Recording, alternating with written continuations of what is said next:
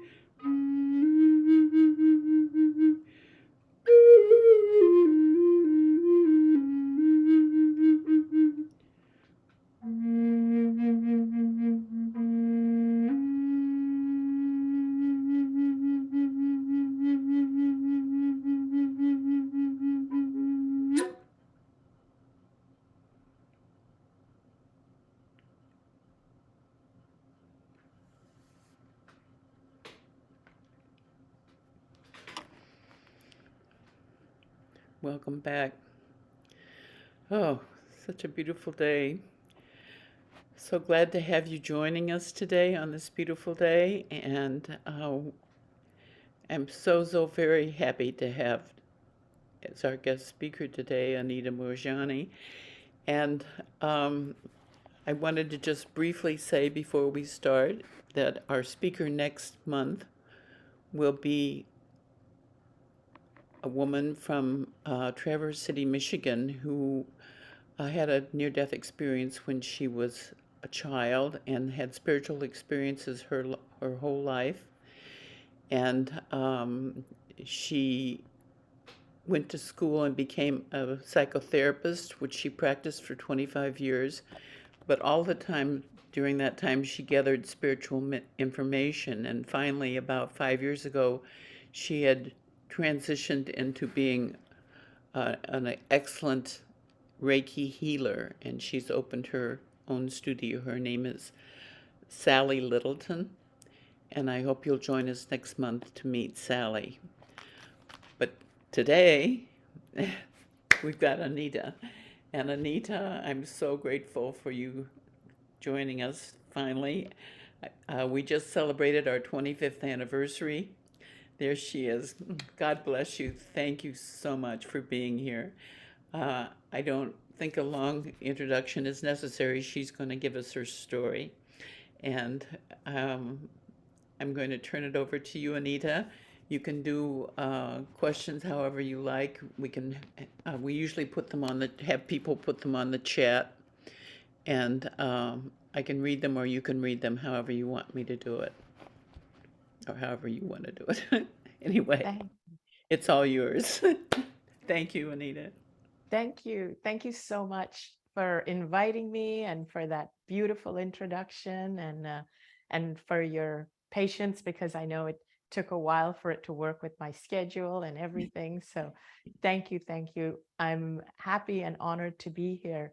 And before I get started, I wanted to just ask if my producer Abby, who's here behind the scenes, um, I'm going to see if the technology allows her to check the questions and read them out to me, the ones that she thinks would be the most interesting. She's very good at that because what I try and do is I take questions that are the most relevant for the entire group and not so much personal questions with somebody's personal history that would only apply to them.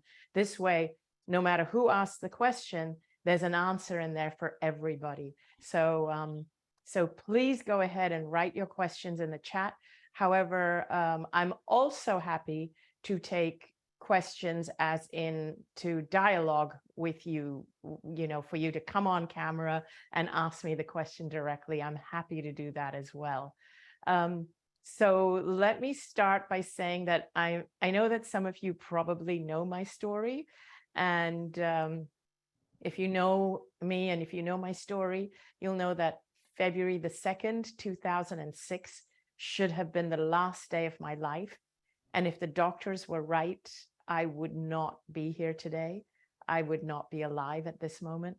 So on that day, I had end stage cancer. It was lymphoma. So I had tumors throughout my lymphatic system. And it was, as I said, it was end stage, final stage. I was dying. I went into a coma and I had tumors the size of golf balls from the base of my skull, all around my neck, under my arms, in my chest, all the way down to my abdomen. So this was lymphatic cancer, and it had spread throughout my lymphatic system. And these tumors were like the size of golf balls. I had open skin lesions where toxins were just weeping out of my skin. And my lungs were filled with fluid. My body had stopped absorbing nutrition. So I weighed about 85 pounds. And because I was malnourished, I couldn't walk. I couldn't even lift my head up. My head was always hanging down. My neck didn't even have the strength to hold my head up at that point. And because my lungs were filled with fluid, if I would lie flat, I would choke. I would choke on my own fluid. And so there I was at the final stages of cancer, and I was already like going in and out of a coma. And on February the 2nd, I literally died. I went into the coma, and the doctors all said that I wasn't coming back. I wasn't going to come out of the coma. By the way, I just want to check with so many of us on the screen. Can people see me? Or yes, okay, great. So the doctors were telling my family that I wasn't going to come back from the coma. and they were telling my family that these were my final hours. I wasn't going to come out.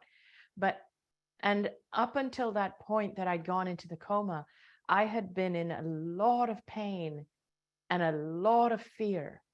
I was afraid of the cancer. I was afraid of the treatment of cancer. I was afraid of what would happen when I crossed over. And I was in so much pain as to what was going on in my body because it was so uncomfortable. I couldn't breathe properly because of the fluid in my lungs. I felt, even though I only weighed 85 pounds, because I had no strength and no nutrition in my body, I felt very, very heavy and labored and lumbered. And so I was in the hospital connected to all these tubes, being fed liquid nutrition and supplements and fluids, and also connected to a heart machine and connected to oxygen because I couldn't breathe properly. And when I slipped into this coma, full on coma, where the doctors said I wasn't coming back, unbeknownst to everybody around me, I actually went to a place where I felt incredible. I felt amazing. I felt so light and I felt so free. I actually felt free from all the pain and the discomfort that I had been with. Now, I had dealt with this cancer for 4 years. Of course, in the beginning, it was at the early stages, but as the months went on, it was getting worse and worse. And now here I was in the coma. It felt as though my soul had left my body, and my body was just lying there, lifeless and limp on that hospital bed. But my soul was free. I was really just feeling incredible. And I felt like I was enveloped in this feeling of just beautiful love and light. And I felt like I was loved unconditionally. It was a love that I had never, ever felt in this physical life before. It was just, it was unconditional. And now technically, we shouldn't even need to have to use the word unconditional, because if love is not unconditional, then it's not love, is it? Because conditional love is not love. But I didn't realize that what I thought was love was actually approval, or a need for approval on this side. What I experienced there was true unconditional love, where I didn't have to do anything to win anybody's love. I didn't have to do anything to gain anyone's approval. I was loved just because I existed. And it felt that, like when I was in this spirit state, it felt like I was being greeted by a committee or an army of just loved ones.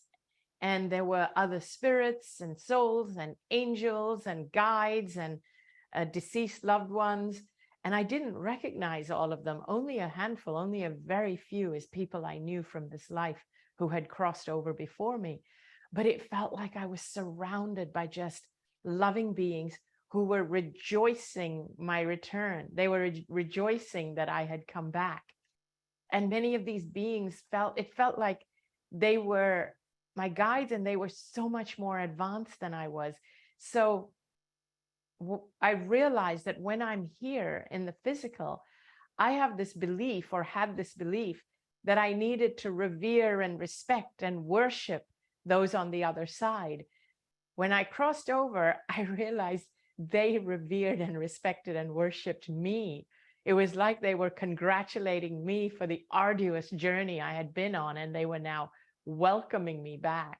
So that was just the most incredible feeling. And I realized that I had it back to front my entire life, thinking that I always had to be in reverence for those on the other side, the higher beings. And the whole time they were in reverence to us for actually being brave enough to come here and to actually actually tackle and handle what life has to offer.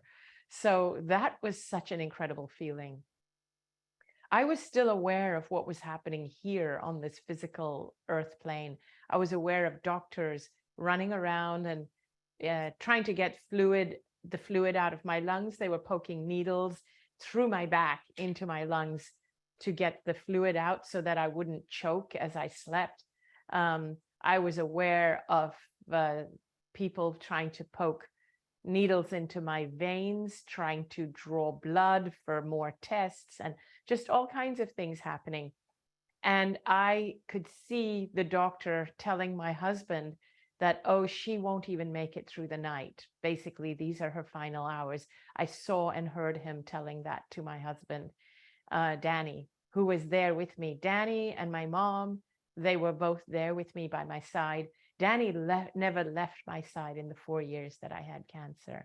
And I became aware that my brother was on a plane. I could see him rushing to catch a flight so that he could get to me before I crossed over.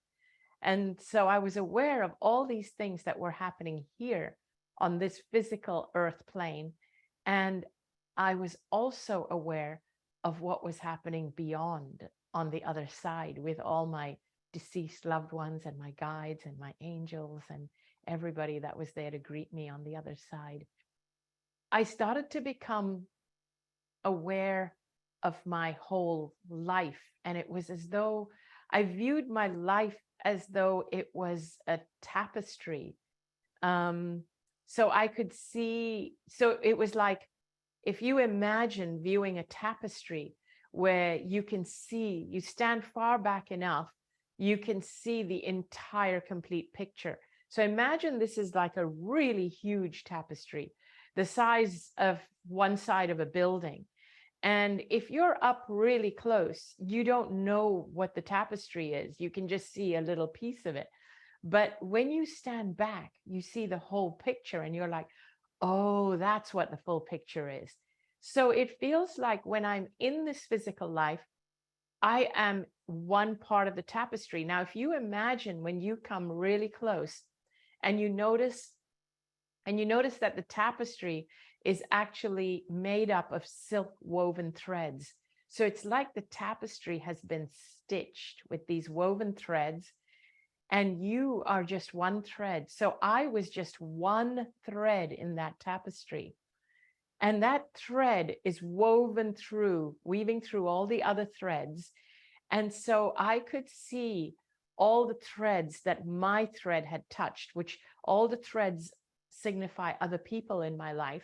And I could see in my future all the threads that I had yet to touch. And so these are other people whose lives whose paths I was still to cross. And now here on the other side, it was as if I was outside the tapestry. So when I'm in my physical life, I am traveling along one thread of that tapestry, living my life. And at any point in time, I am at one point of my thread in that tapestry.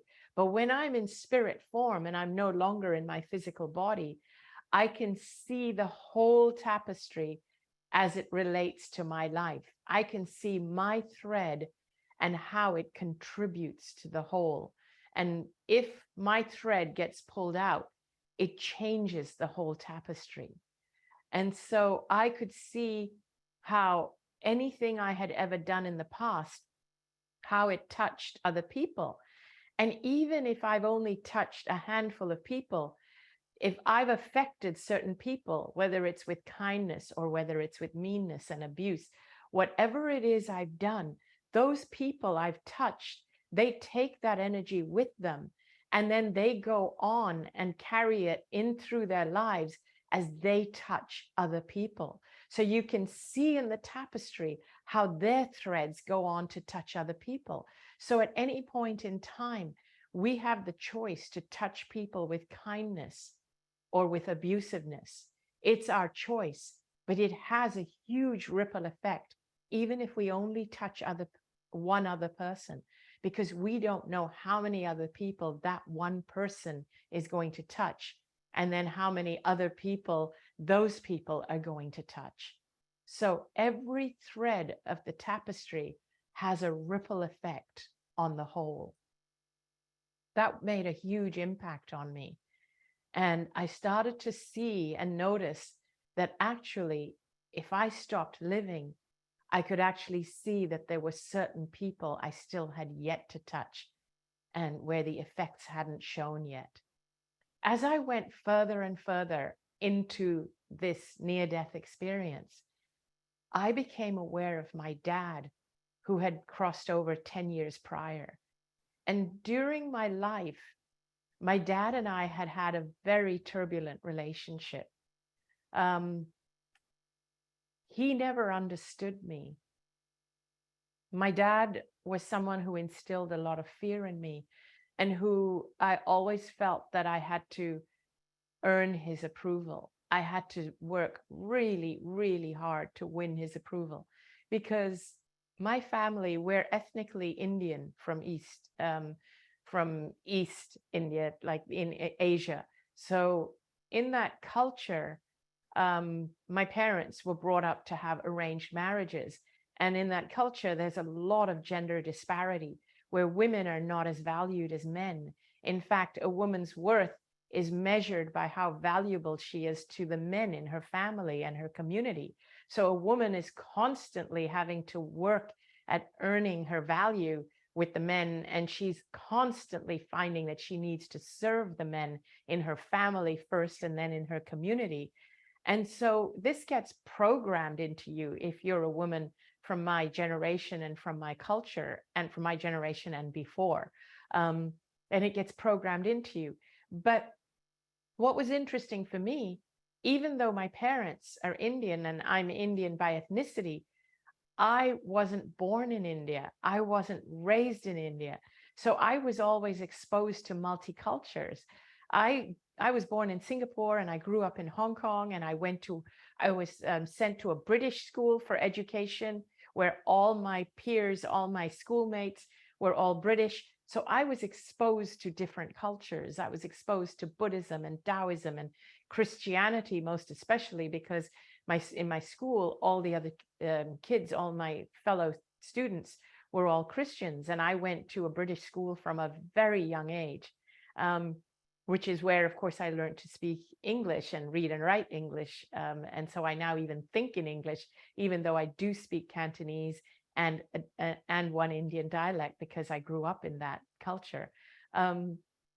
So when I was on the other side, here I was now face to face with my dad, who had always disapproved of me. And the reason he had disapproved of me was because I rebelled against my own culture. My dad had wanted me to have an arranged marriage and had always made me feel that I wasn't Indian enough, that I wasn't service oriented enough. And so I had to be somebody who had to learn to be a homemaker, a housewife, basically. And I had to learn things like how to cook and clean and win the approval of men. And when I wanted to be independent and earn my own money and work and travel the world, and these are the things I wanted to do. And I was really into Western rock music, and I was a huge fan of Cyndi Lauper. My father didn't approve of any of those things.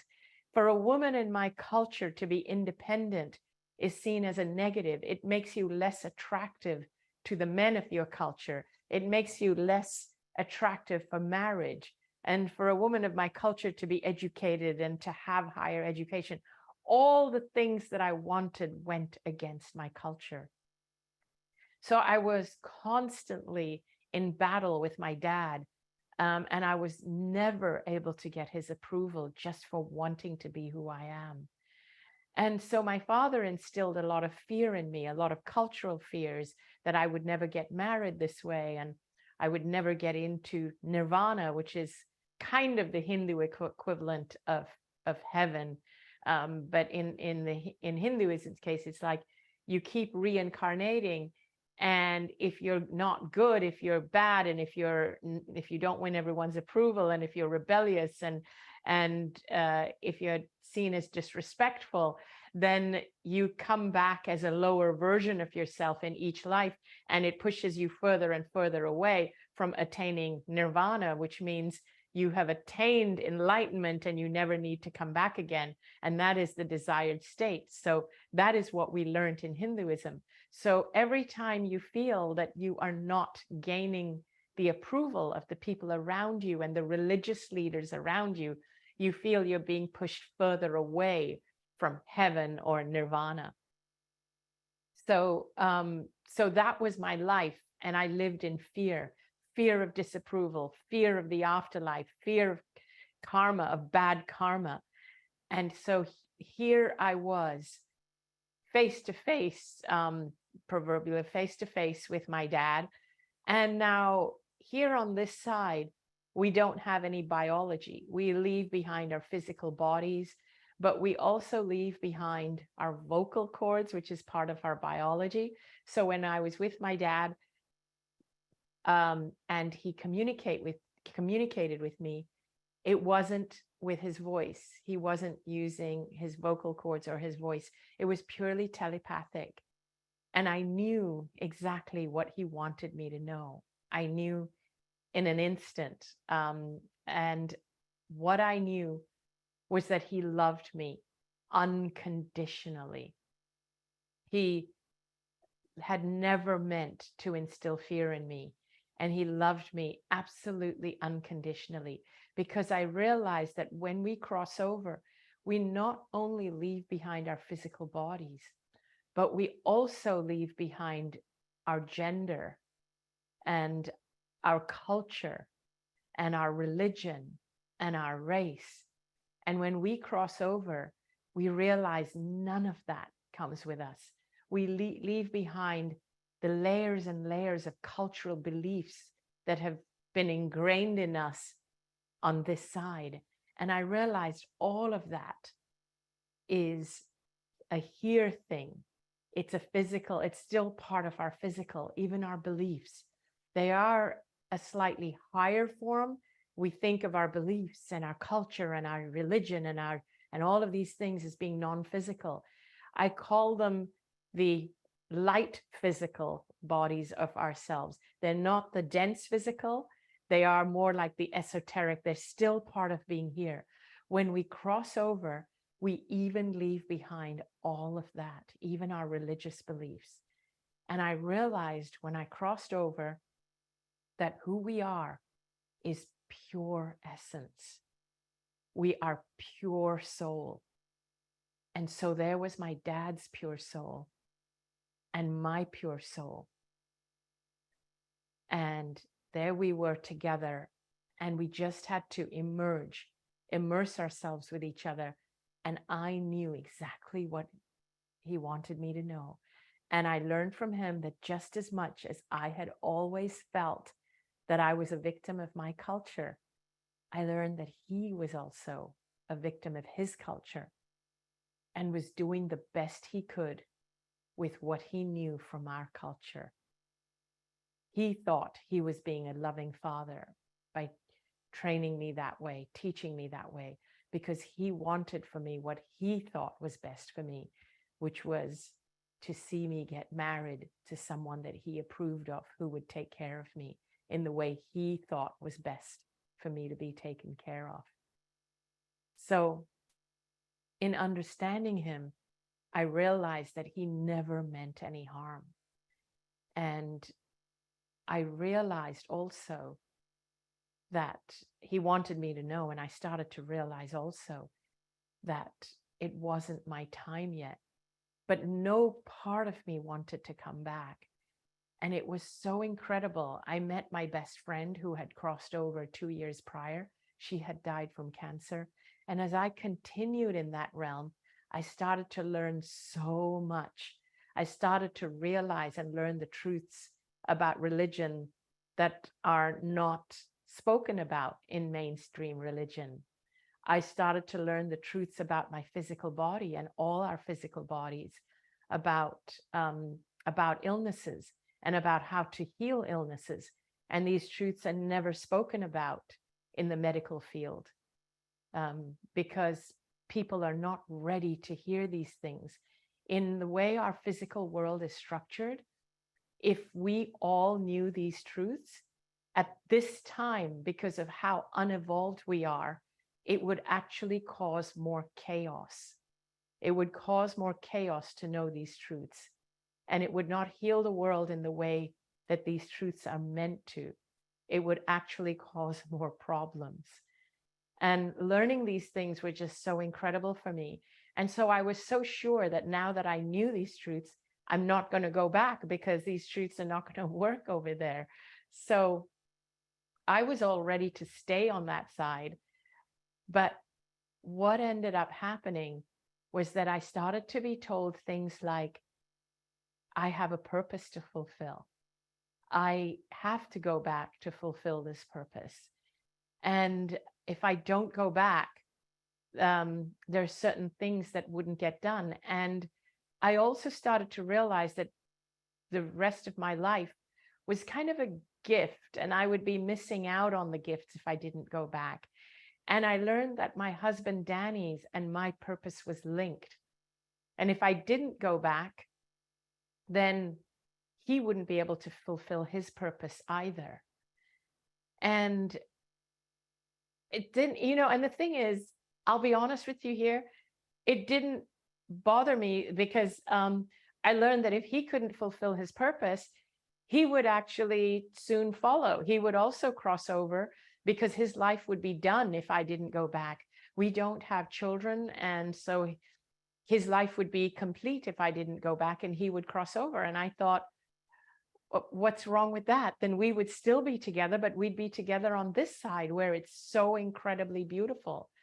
But then I started to get the message that I would be unable to incomplete the tapestry if I didn't go back.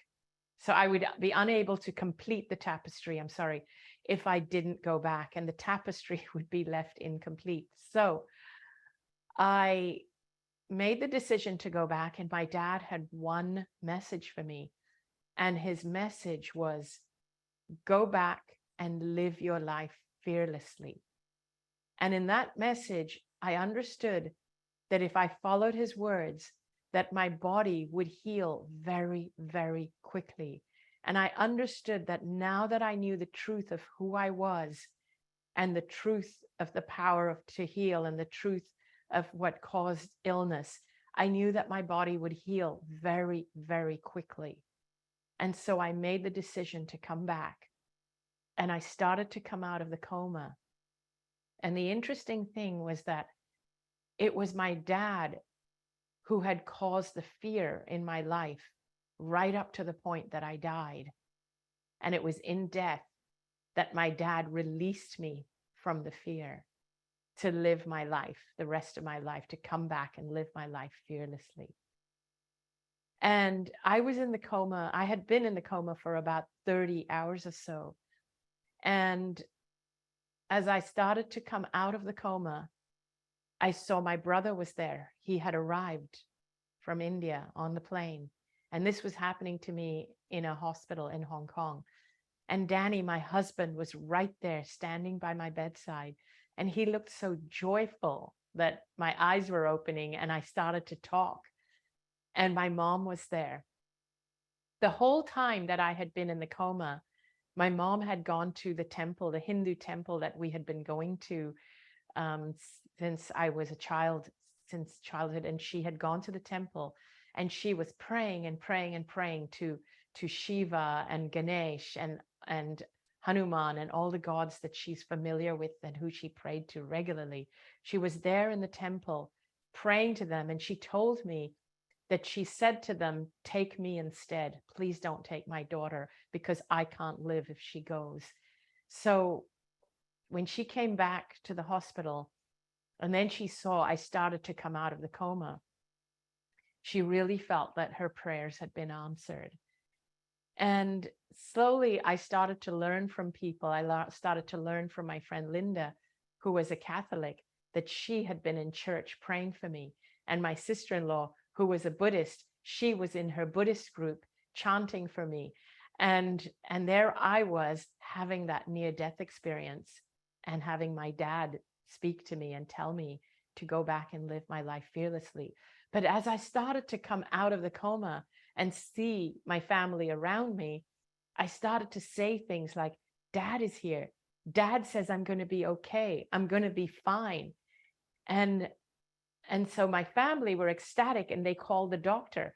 And when the doctor came into the room, now he was a doctor that only started treating me after I went into the coma. He was the one that was taking the fluid out of my lungs. He had never treated me before. And when he walked into the room, I addressed him by his name. I said, "Good morning, Dr. Chan." And he said, "How do you know my name?" And I said, "Aren't you the one who took the fluid out of my lungs?" And he said, "But you were in a coma." And so he was really surprised that I knew his name, but he dismissed it.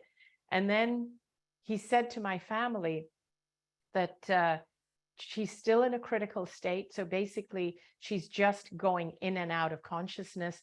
So don't get your hopes up. She's still critical. And then he left the room. But as I was saying to my family, Dad is here, they just thought maybe I was seeing things and I was delusional. But then I said to my husband, why was he so surprised that I recognized him? I mean, I saw him. Wasn't he the one that said to you that I wouldn't even make it through the night, that these were my final hours? And my husband said to me, you couldn't have seen or heard that. He said that outside the room in the nurse's station, which is a few hundred feet away outside a closed door. So that's when they realized, something's happened. So they started to notice that I wasn't going in and out of a coma. I never went back in the coma. I started to say, please pull out these tubes. I don't need the food tube. I'm ready to start eating food again. And I wanted to have a chocolate sundae. I really wanted to have chocolate ice cream and just food, like human food. And I said, take out the oxygen tube. I know I can breathe now. And so they were all shocked because my oxygen uptake went up dramatically. Within 4 days, they could visibly see my tumors were starting to shrink. They were not visible prodding out of my skin anymore. They were not lumps anymore. They were noticing a visible 60 to 70% decrease in size of my tumors. They were noticing that I was breathing unaided. They were noticing that I was actually wanting to eat food, even though my appetite was still small. But I was still weak. I now had to build up my strength. But after 3 weeks, they could find no trace of cancer in my body. And the doctors were stumped. They couldn't figure it out. They still wanted to keep me in the hospital because they said, this is not possible. We need to keep looking until we find it. And I needed to gain some more strength. And they said, we're not going to release you until you reach 100 pounds, because remember, I had been 85 pounds. So at 5 weeks, I was able to walk and I'd reached 100 pounds. And they released me from the hospital to let me go home and live my life cancer-free. And when I went home, I was euphoric. I wanted to tell everybody what happened. I wanted to tell everybody that things like cancer is not the disease we think it is. When we die, amazing things happen. There's no judgment. We are greeted with love. And I wanted to tell people that religion isn't what we think it is. You know, all religions lead to one. It's just one at the end of it. And even though Jesus and Krishna and Buddha and all of them are real, they guide us. But when you go to the final destination, you realize and you see them all. It's not one against the other the way we do it here. And I wanted to share all these truths with people. But I learned that everything I learned on the other side was correct. I was actually challenged and brought down by debunkers, and it was a hard road here. Even medical doctors challenged my healing. people said, oh, you must have been misdiagnosed. And misdiagnosed over a period of 4 years when I was treated by 5 different doctors. And even out of the 5 doctors, only 3 of them are willing to actually stand up and testify and verify what happened to me. 2 of them were too scared to do so because they would get debunked by their own system. And the other 3 who are willing to stand up understand the system. And they've even said to me, of course, they're not willing to stand up. It's because they're so high in their position that they would get challenged, they would get doubted, they would be called quacks. So they don't want it. This system that we're in is so rigid and so strong, you can't break through it. And it's so big. It's like too big to fail. It's so big. That's the whole medical system. So is the entire religious system. So I decided to keep quiet for a while, and I kept quiet for a while. But while I had been on the other side, remember, I saw the tapestry, and what I saw in my future was that I was going to touch hundreds of thousands, possibly millions of other threads, but I didn't know how.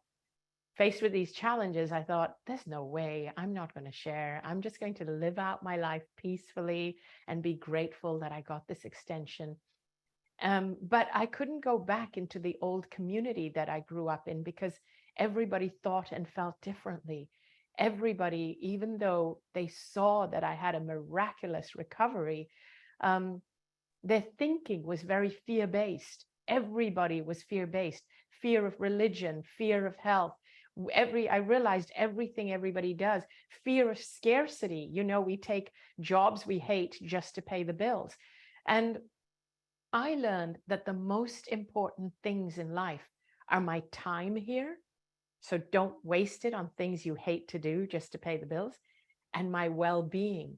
Don't waste your well-being doing things that make you feel fearful, or doing things out of fear, because that is sure to degrade your health. I realized that I had lived my life doing exactly those 2 things, devaluing my time and devaluing my well-being, taking both of those for granted. And I had led my life from a place of fear, a place of not having enough well-being, not having enough abundance. And so I'd always taken on jobs that I hated because I would be afraid that a better one wouldn't come along, or that I would be afraid that I couldn't get something better. It was a devaluation of myself. I'd always devalued myself. I spent my life seeking other people's approval. And if someone approved of me, I literally became their doormat to hold on to the approval. It didn't matter whether they were toxic for me, whether I liked them or liked what they stood for. The fact that they approved of me, oh my God, that was huge. I would do anything to hold on to their approval. That was the kind of person I was. I wonder how many of you relate to that. I'd love to hear that. So basically, I had to flip my life around and start to question, what is it that I want to do? What is it that I love to do? What would I do if I didn't need to gain anybody's approval? What would I do that actually brings me joy? And the thing that I was most grateful for was that my husband was with me on this journey, and my immediate family. And I was so grateful for that. My mom and my brother were just so happy for me to be alive. They were ready to support me on anything. And so I started to realize that with my new way of being and my new way of thinking, that I was losing a lot of my old friends and my old community. And I had to be okay with that. That was the hardest thing, because my old programming wanted me to go back to be the way I used to be, to win them again. But I knew I couldn't. After this experience, you know, it opened a door that doesn't close. And you know, without a doubt, that that person that needs all these people's approval, whether you approve of them or not, you need their approval. That was the person who got cancer. And that was why I got cancer, because I never valued myself. I never loved myself. I was a doormat. I was a people pleaser. I remember that while I was still in the hospital, just a few days after my near-death experience. A nurse came to me and she said, we need to get you to start at least walking and gaining a little bit of strength in your legs as we move forward in your rehabilitation. And so she helped me to get out of my bed, and she helped me to walk across the room. She's supporting me on one side, and I'm holding the IV stand on the other side. So I was still connected to fluids. And so I'm holding the stand, and that's supporting me, and she's holding me, and we're walking. And as we're walking, I said, you know what? I haven't seen myself in the mirror for a long, long time. So could you please take me to the mirror, to the closest mirror? And so she takes me into the bathroom, where I see a mirror, and I look at myself in the mirror, and I haven't seen myself in a long time. And I'm shocked at how I looked. I don't recall looking this way, because at this point, after having been in bed for so long and having had all those skin lesions and everything, when I look in the mirror, what I'm looking at is somebody who is gaunt, like really thin and gaunt. I looked like an alien, where my eyes were too big for my face, and my cheeks were completely sunken in, and I was bald. So if you think of those alien heads, and that's what I looked like. And my neck was skinny, and there was the skin lesions were still open, even though the tumors were gone. The lesions, there were these open lesions, which were all bandaged up. And I looked at myself, and I had these hollow cheeks, and I started to cry. And I looked in my eyes, and I said, oh my God, I did this to you. I did this to me because I didn't know how loved and worthy and deserving I am. I thought that I was undeserving, unworthy, and had to meet everybody else's approval. I did this to me, and I realized that I didn't want to do this to myself again, ever, anymore. And so I looked into my eyes in that mirror, and I was crying. And I said, I will never, ever do this to you again. I will never forsake you, even if everyone else does. Even if you don't have anyone else's approval, you have mine. I will never forsake you. I will never let you down. I will always pick you up if other people knock you down. And I made that promise to myself. And then I allowed the nurse to take me back into my bed. And it was from that day on that I really noticed a huge shift. And that realization of knowing that I did it to myself came from the near-death experience, of knowing how valuable I am, how valuable my presence is, how valuable my time is, how valuable my well-being is. And that all of those things have to be more valuable to me than anyone else's well-being and time is to me. It has to be, for my life to be worthwhile and to be of service to other people. And so I've stayed with that commitment, and I had to move forward with that commitment from that day on. And I realized the shifts and changes that happened in my life as a result of that. And so even when I lost people's approval because of who I became, because I could no longer be part of their dramas, I could no longer indulge their beliefs that went completely against what I now knew to be my truths. And I could no longer indulge in those things. I was still kind to everybody, but because I wasn't available to entertain it and to be there in other people's dramas, and because I didn't allow my own energy to get depleted by other people, I noticed that a lot of people started drifting away. And as I mentioned, my old programming cried out and wanted to go back to them, but I couldn't. I couldn't dishonor myself. And I knew if I did, I would go back to being that person who got the cancer. and nothing wanted me to go back to be that person again. And the reason I share my story, I share it for two reasons. One is, in a community like this, I know there are other people who've had near-death experiences. And I believe that sharing mine helps other people to share theirs. It gives them the courage to share theirs. And the other reason I share it is because um, it helps people who haven't had near-death experiences, because I believe you don't have to have a near-death experience to gain what I did from mine. I believe you don't have to have a near-death experience to heal even from what doctors call a terminal illness. And I don't think doctors are I don't think doctors have the right to declare that something is terminal. And I don't believe they have the right to tell you when you're going to die. That is the choice of your soul. And if you communicate with the soul, you will know when it's your time, or you will know that this is a wake-up call. I need to turn this around. But as I said earlier, when I started to share, I was shut down. So I kept quiet, but I was losing a lot of my old friends and community. But I started to build new ones because I started to post on a private forum for near-death experiencers, the NDERF.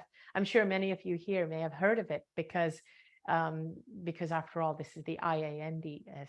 So I posted on NDERF because I needed a release. I needed a cathartic release, and I couldn't keep it stuffed in.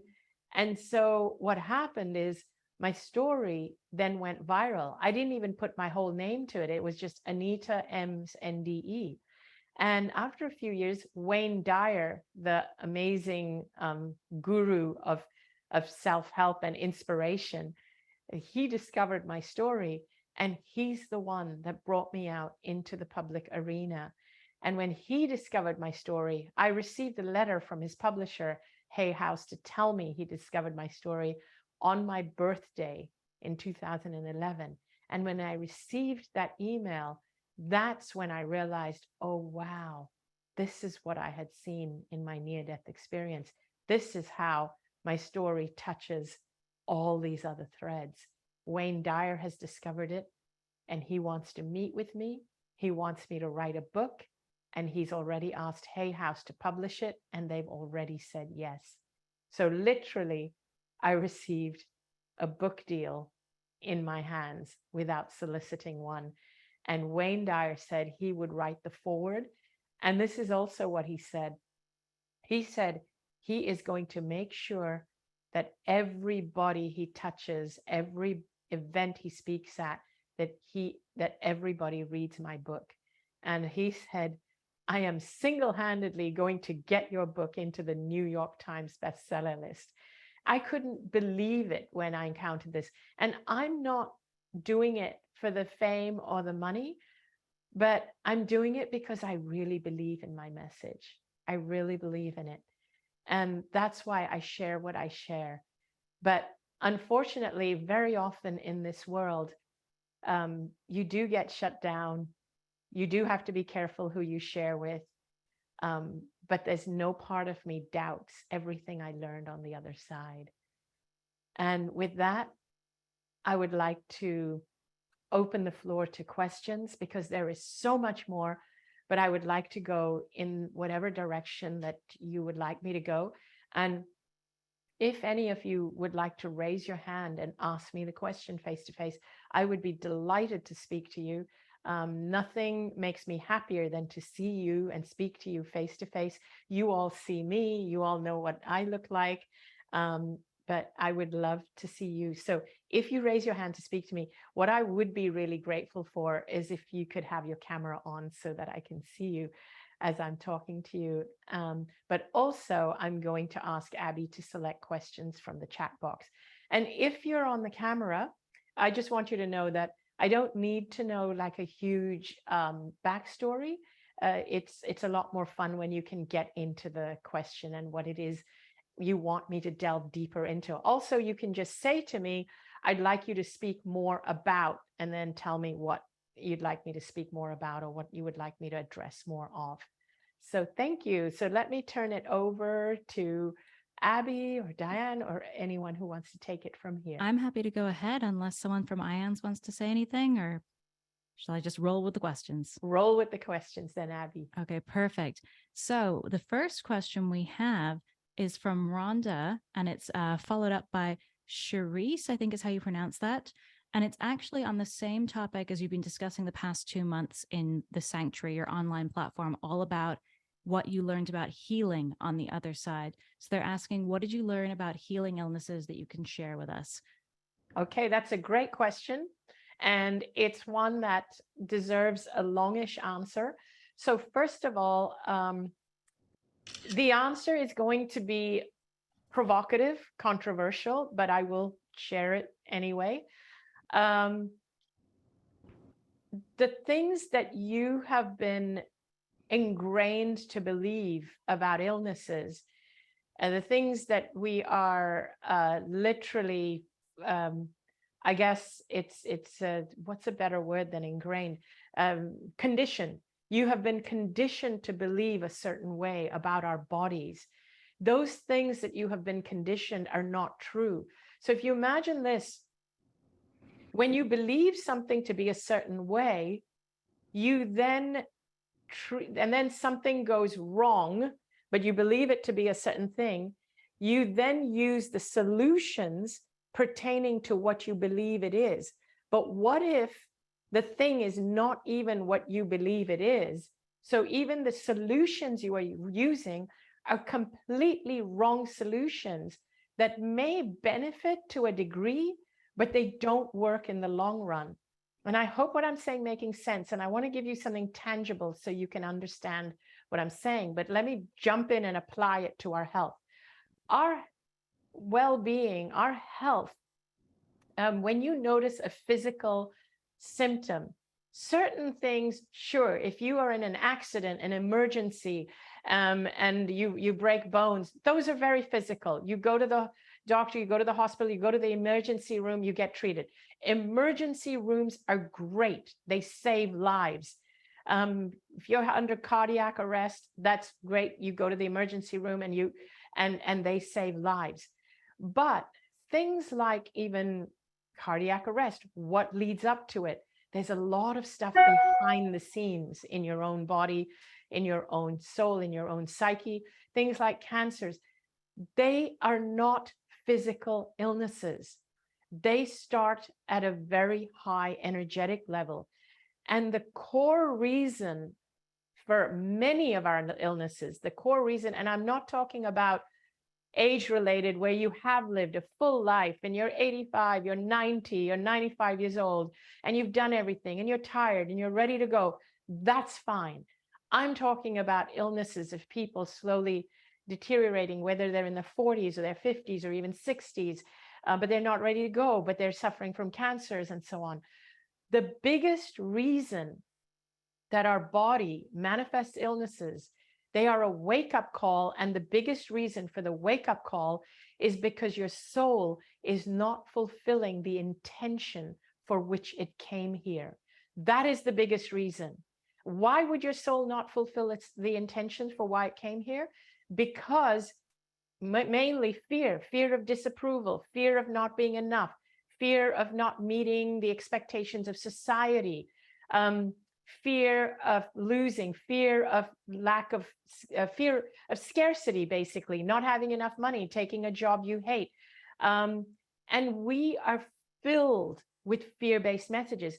We are conditioned with fear-based messages. So it's no wonder we are filled with fear.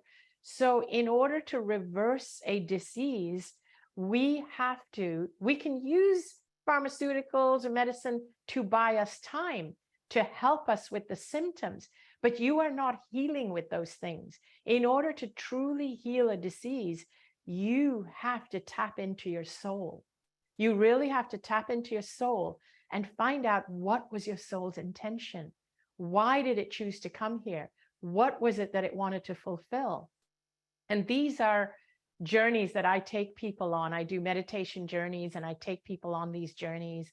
And we need to do them several times. And I do these at my retreats. You know, we go into deep journeys, and you want to go immersive if you're dealing with something that your body is doing. And the idea is to get you back on track and to do what your soul wants you to do. And I'm not saying you have to come on one of my journeys. You can do this for yourself. Once you know that, okay, the reason I'm having this illness is because I'm not following my purpose or my path or the reason why my soul came here. Now, here are a couple of things that I want to tell you that can get in the way and that can derail you. One is when I was going through my illness, I had people telling me it's my karma. And so I had to do good work to erase my karma or to reverse my karma. It's not your karma. It's not, you're not suffering because you've been a bad person. Absolutely not. And it was in those messages, in those fear-based religious messages that those messages that actually made me weaker and made me worse, because the kinds of messages I needed to hear were more like, you need to do what brings you joy. You need to get out there and be happy and stop listening to other people. Whereas being told that this is your karma and you need to be better, you need to do more good, made me even more of a people pleaser and more of a doormat, when being a people pleaser and a doormat was the reason I lost myself and I lost my soul and I got sick in the first place. I actually needed the opposite message. So basically, my message to you is that any message, any teaching, anything from a medical doctor, anything from a religious leader, anything from a politician, anything from a finance guru that makes you feel fearful, fearful of your health, fearful of crossing over, fearful of your religion, and fearful of anything, of your finances, any fearful message is not based in truth. It's not, the fear is telling you that it's not resonating with your soul's path. That message may resonate with someone else. It may uplift someone else. But if it's triggering fear in you, that is your sign that it's not for you. It's not your soul's calling. But when a message, whether it's from a healthcare giver, healer, practitioner, doctor, nurse, when it triggers joy in you, hopefulness in you, yes, I've got this, I can beat this. When it's a message from a religious leader that's saying, yes, of course, this brings me joy, it brings me community, it makes me connect with people, it makes me feel connected with the other side, it doesn't make me fear the other side. When it's messages from politicians or even finance gurus that's telling you, yes, abundance is there for you. You just need to feel into the thing and follow your passion and your calling and blah, blah. Whatever the message, it's the feeling that it triggers. If it's triggering you joy and passion and giving you this forward movement and this feeling of energy expansion, that is your soul talking to you and saying, yes, this is what I want to spend my life doing. This is worth investing my time, and this will bring me well-being. When you're feeling the opposite, when you're feeling small, when you're feeling you need other people's approval, when you're feeling fear, when you're feeling confused and lost, this is your soul's way of saying, no, this is not the direction. This is not what I came here to do. I'm more than that. I'm powerful. I'm big. And if you follow that, that is your path to healing. And if somebody follows that, they may still choose not to come back. But then it becomes your choice when you're on that precipice. You might be like, oh, I can do more from this side.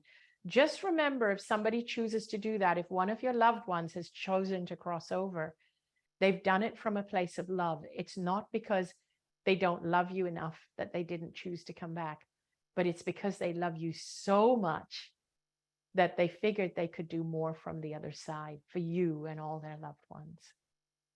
Great. So let's go on with the next question. I told you it would be a long one. All right. So we have another question, and interesting. because it's actually something you talked about in your YouTube live, which was on Tuesday. It's about religion.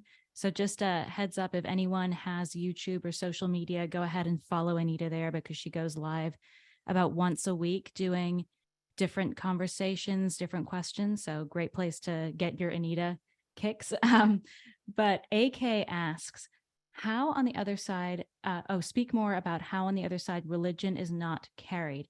And just to be clear, you did not see Jesus on the other side, correct? I did not see Jesus, but I learned that I will see whoever I want to see. If I was attached or had a strong belief, and this is the part that's very controversial, but I did learn this, and I'm going to say it because I learned it, because I only speak the truth.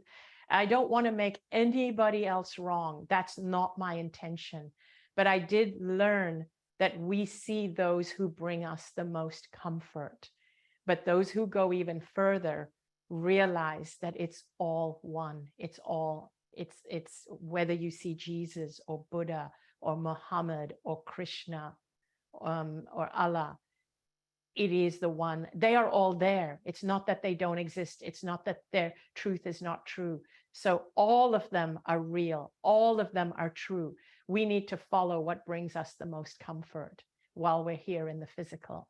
All of them being true. So anybody who follows and believes in these and it brings them comfort, great, because they all bring an amazing teaching and energy to this world. But many teachings have been hijacked and misinterpreted. So when humans interpret it and tell people that this is the only way, the others are false prophets, that is actually not true, and that is divisive, and that causes a lot of fear in people. So that's what I would like to say about that. All right. So I have two questions that kind of work together here. So one of them is how to rid self-doubt and find your path forward. And that ties in with Bernice's question of, can you give us some advice on how to communicate with our soul and know clearly the reason our soul came to this planet? So great questions.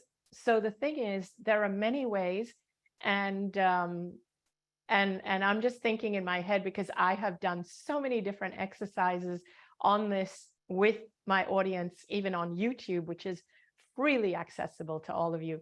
But I'm going to give you a few examples right here. But I strongly suggest you go on my YouTube channel and find all the different videos I've done on how to connect with your soul and how to recognize if it's your mind speaking to you or your soul speaking to you. But it does take a little bit of practice. But first of all, I would say keep a journal so that you can keep track of the things that do work out for you, so that you can look back and see, and so that there isn't a doubt in your head. Whenever you're feeling doubt, you can read back what's in your journal. But the kinds of things to do is, for example, before you go to bed at night, ask a question and say, I would like the answer now, and then go to sleep. Just set an intention and ask a question. And it can be a question like, I would like you to make yourself present. I would like to know that I have guides. I would like to feel guided. So show me some signs. So let's say something like that. Please show me some signs, and set that intention before you go to bed. You won't necessarily get an answer when you wake up in the morning, but in the morning, again, remind yourself and just say to yourself, show me some signs. And if you can remember to do this like every night and every morning, then what starts to happen is you'll start to notice things you never noticed before. But here are the types of things to look for. Our deceased loved ones, or even our guides, or even if it's Jesus or Buddha or God or whoever, first of all, they are never too busy to communicate with you or talk to you or to send you signs. They're never too busy. So first of all, don't be afraid to ask. And secondly, you have to be open to look for the signs. And the things that they can manipulate, they can manipulate technology. You will see funny things pop up on your phone or on your social media that you'll be like, whoa, what was that? I have had people tell me that their phone rings and it shows that their deceased dad is calling, and it freaks them out. They answer it, but when they answer it, it actually turns out to be their sister calling, and then the screen changes to show their sister's screen. And somehow it's like there was a technical glitch, but the thing is, you can be sure that it was your deceased dad trying to call you. But these things happen more and more when you open yourself up. So to backtrack, how do you open yourself up? Your soul can access you, your physical body and your physical brain, when you meet it halfway. So let's say you are completely immersed in the physical, and you are somebody who debunks anything that is non-physical, and you are somebody who is busy, and you are steeped in research, and you have to have research evidence for everything, and you are so steeped in needing physical evidence, and you are so cynical about anything that's not material based, it is much harder for the soul to come through you, or for you to tap into the soul, because your mind is already in a place of distrust and it's blocking it. So your first step is to chisel away, and it might need even more work depending on how staunch your mind is. You might need to chisel away by doing some work around trust issues, because people who are that entrenched in needing physical proof, it actually stems from trust issues. It stems from not trusting people and not trusting anything that they cannot see, hear, feel, and touch.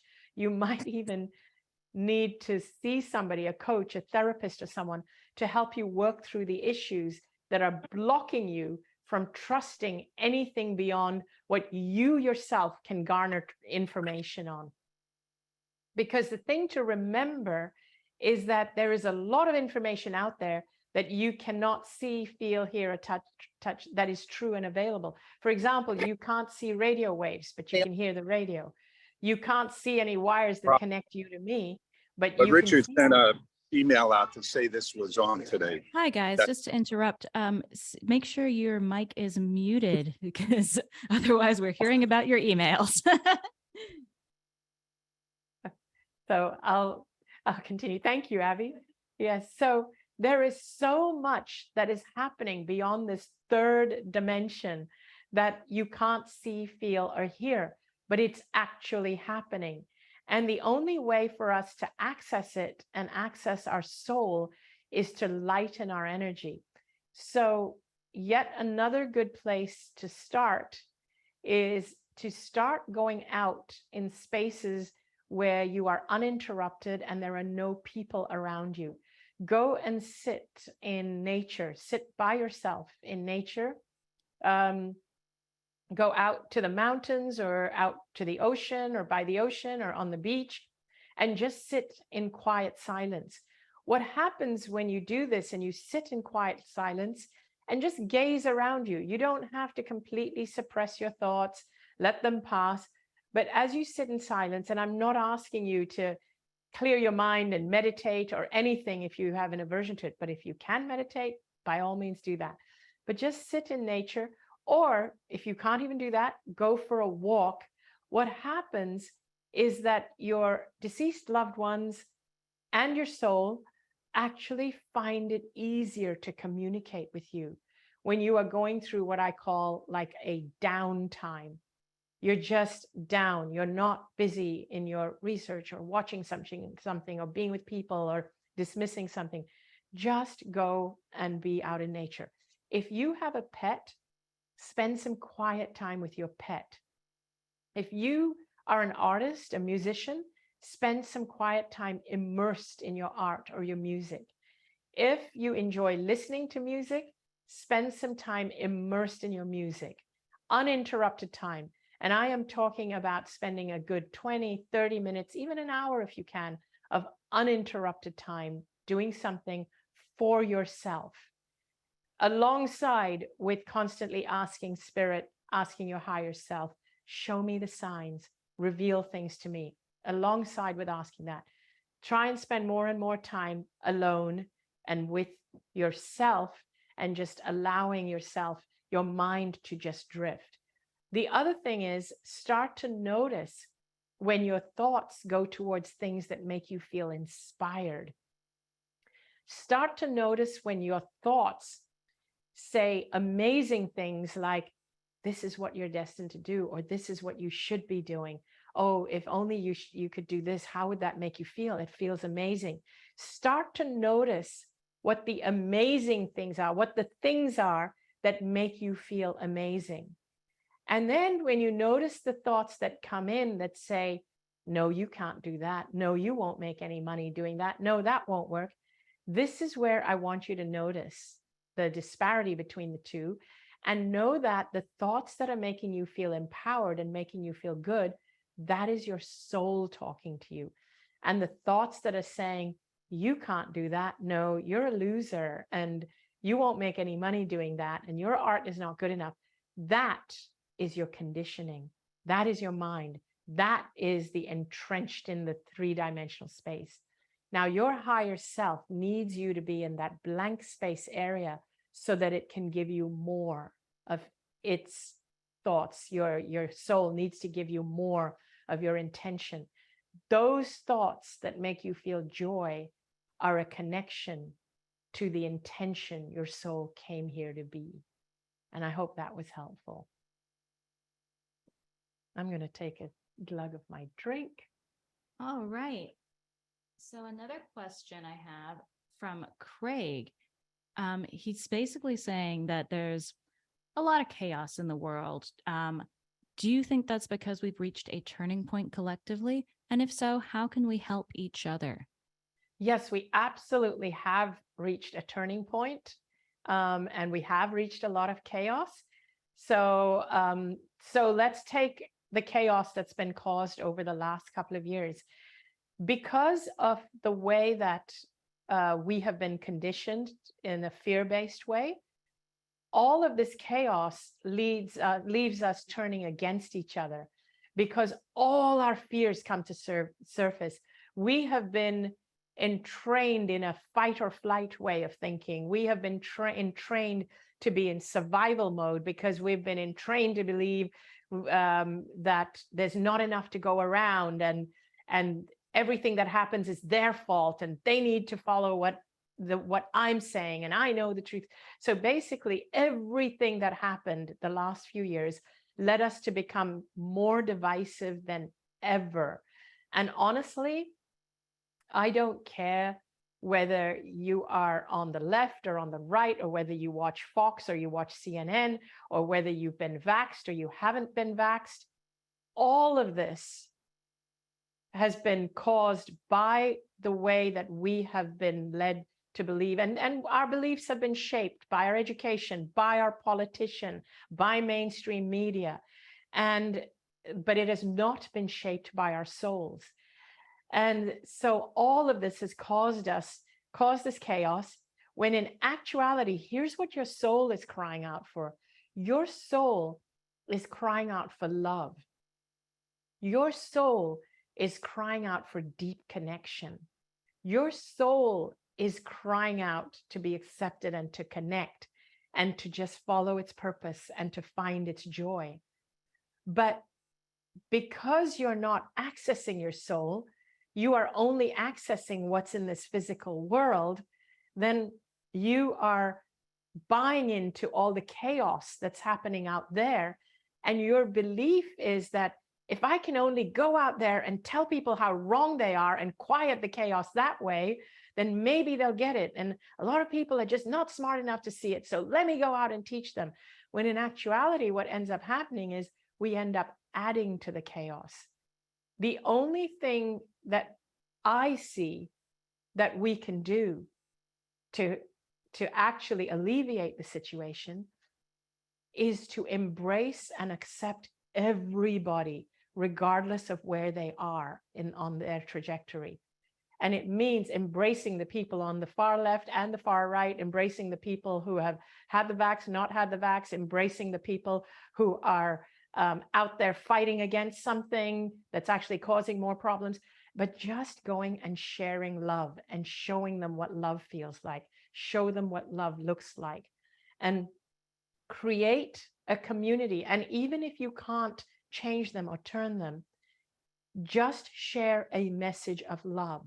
And this is the only way I see forward, because if we keep going the way that we are being shaped by the external world, by mainstream media, if we keep going that way, and the way we're being shaped by politicians and so on, if we keep going that way, we're at the brink of our own extinction.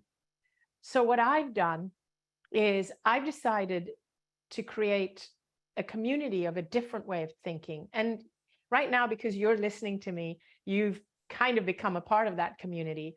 And all I want to do is spread a message of love. That's all. And I want to spread the message that all my soul wants is to reach out in love.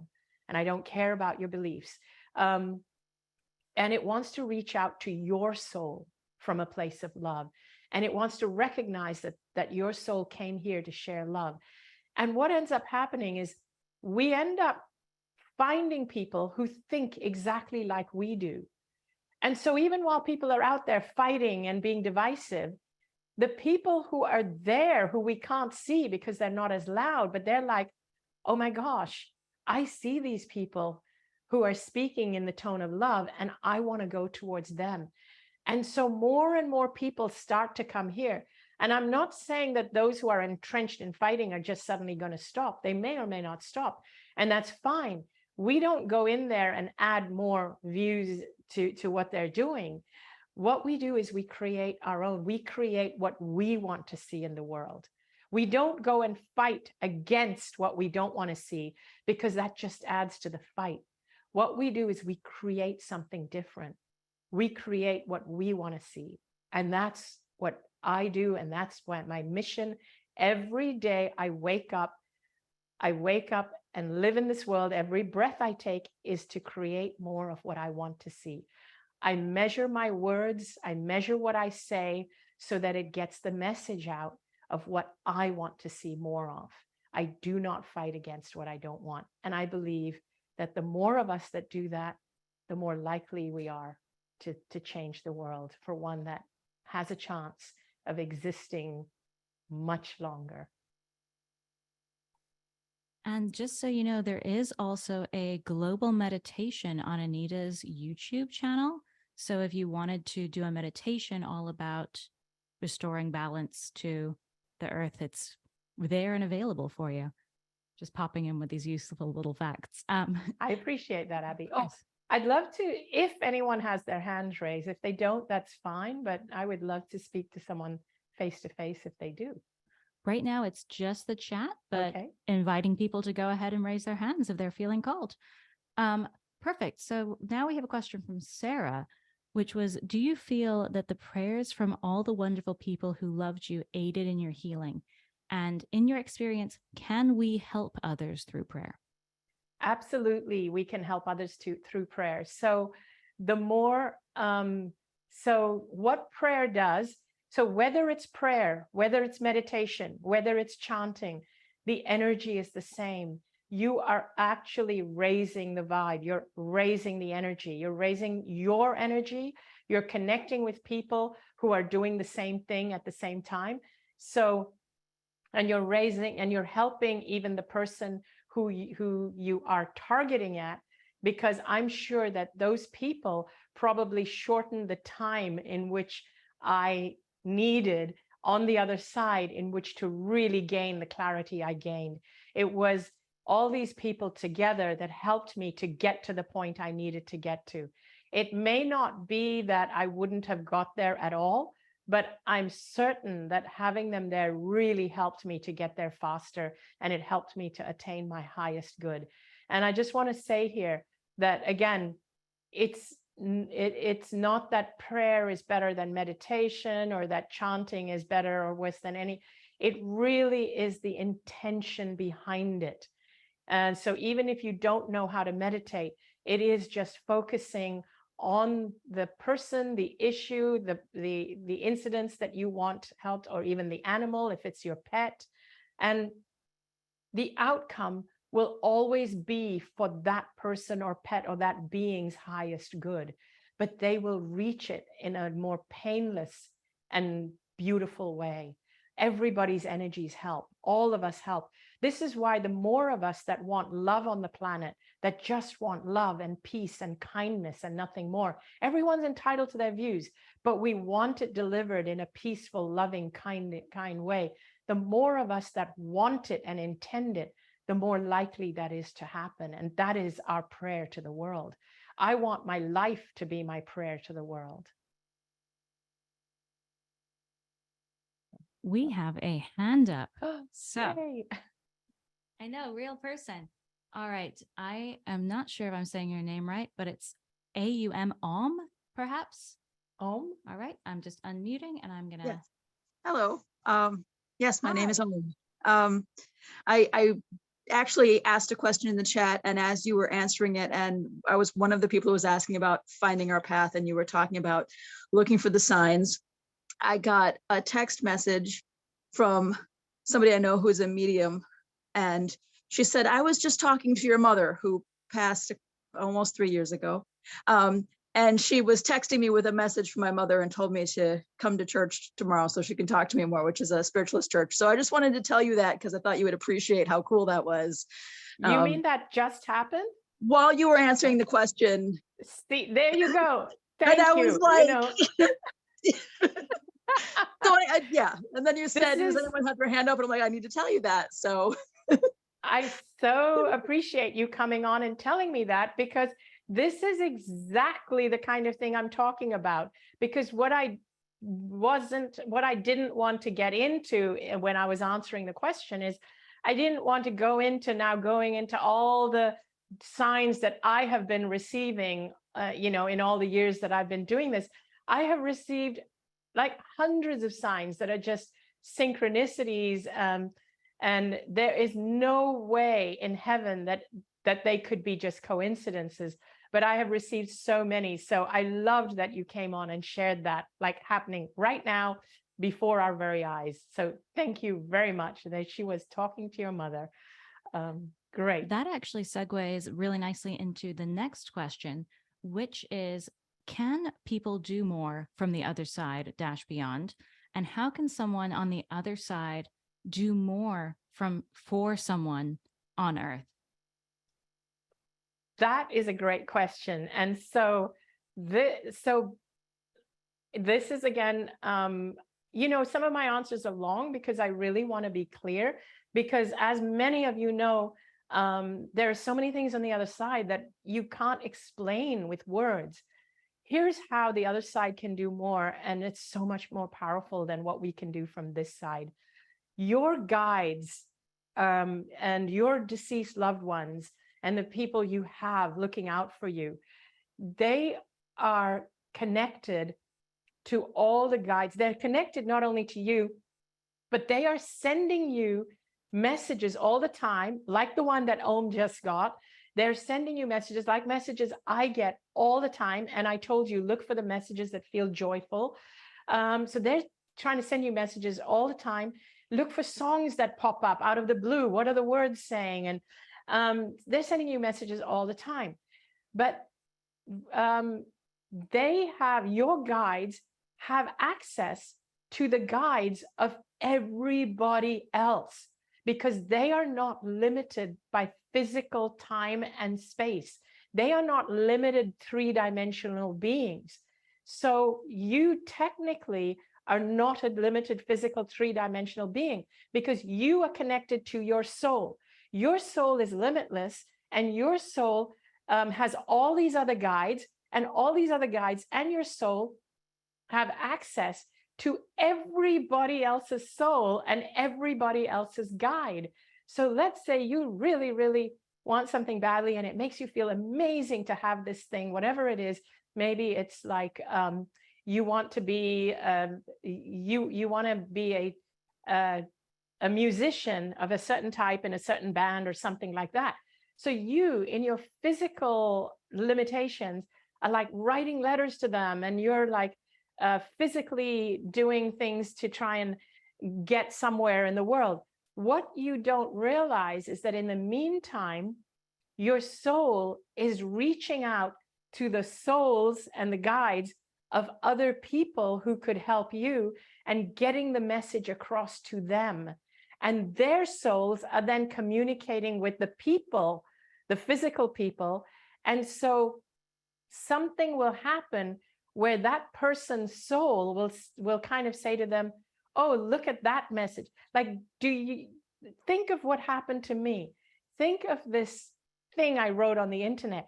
What are the chances that Wayne Dyer would find that? What are the chances that, and he gets, so by his own reckoning, he actually said to me that he gets thousands of people sending him emails every single day, thousands of printed proposals of books and letters every day that land on his desk. Even the ones that make it through his team get sifted and then make it on his desk. And he said the chances of him even looking at my NDE were so low, and yet something compelled him to read the first few lines, which a woman named Mira Kelly sent him. I didn't send it to him.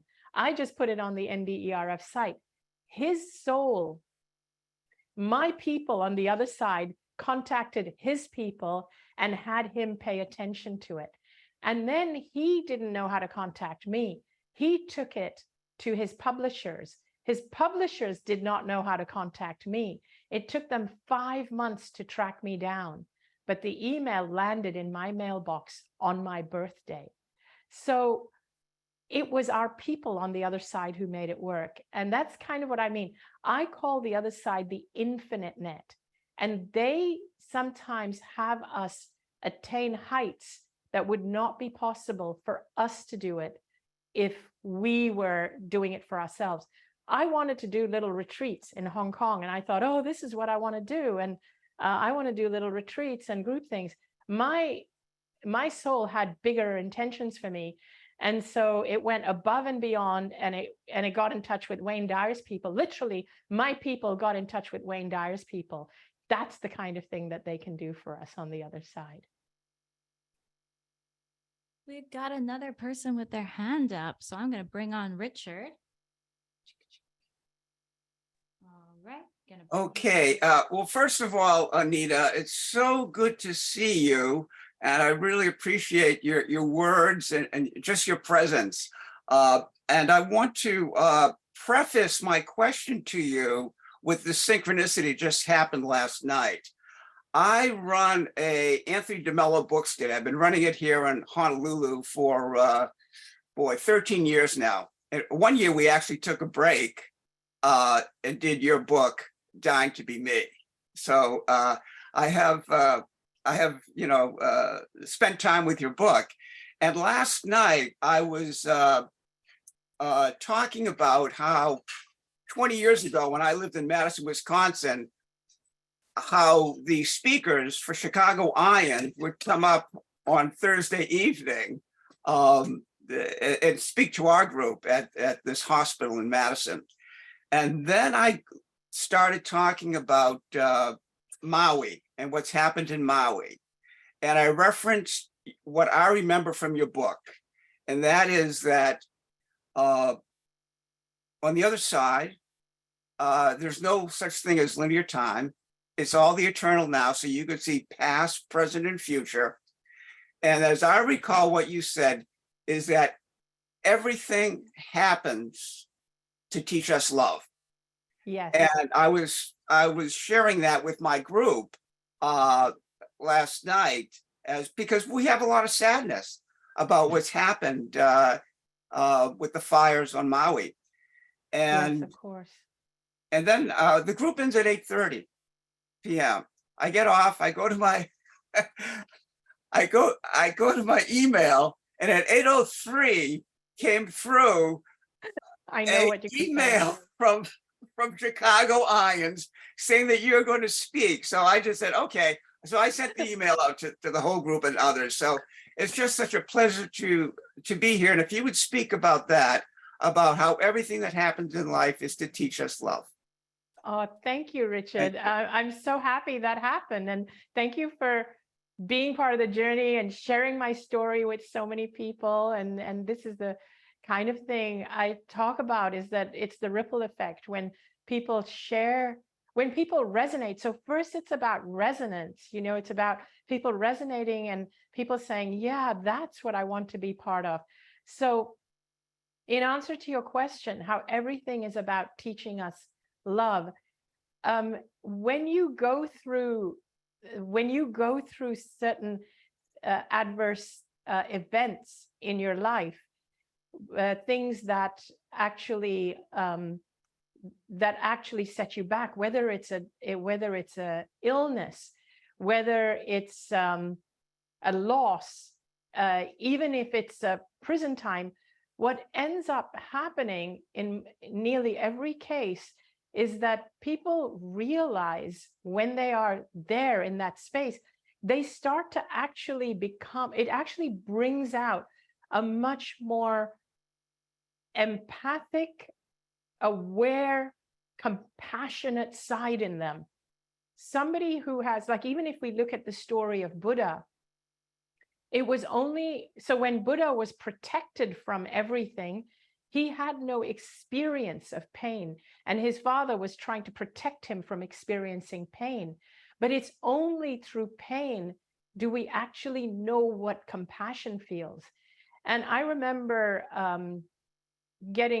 receiving an email once from somebody in prison, and this really, really moved me, because that really hit home to me, how important it is to spread the message of love, and how important it is for everybody to know that love is what waits for them on the other side.